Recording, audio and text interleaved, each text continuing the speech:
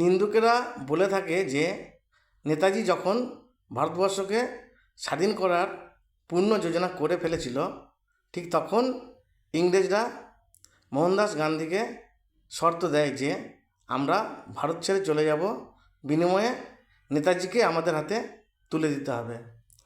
গান্ধী তখন দেখলো যে নেতাজি যদি থাকে তাহলে ভারতবর্ষকে টুকরো টুকরো করাও যাবে না, আর তার দুই লাডলা জওহরলাল আর জিন্নাকে রাজা করা যাবে না। সেহেতু গান্ধী ইংরেজদের সঙ্গে চুক্তি স্বাক্ষরিত করে। এই চুক্তির কথা জানতে পেরে নেতাজি অজ্ঞাতবাসে চলে যায়। ভারতবর্ষ স্বাধীন হয়। স্বাধীন ভারতের প্রথম প্রধানমন্ত্রী হয় জওহরলাল। বংশানুক্রমিকভাবে তার কন্যা ইন্দিরা, ইন্দিরার পুত্র রাজীব। আর ঠিক তক্ষুনি ছোট্ট রাহুলের মনে ঢুকিয়ে দেওয়া হয় যে বড় হয়ে সে ভারতের প্রধানমন্ত্রী হবে।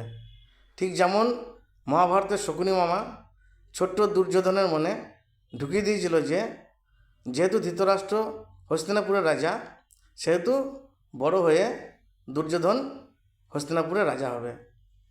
ছোট্ট রাহুল ধীরে ধীরে কৈশোর থেকে যুবক থেকে বৃদ্ধাবস্থার দিকে চলে গেল। এখনও রাহুলের প্রধানমন্ত্রী হওয়া হলো না। এমতাবস্থায় কারো মাথা ঠিক থাকে না।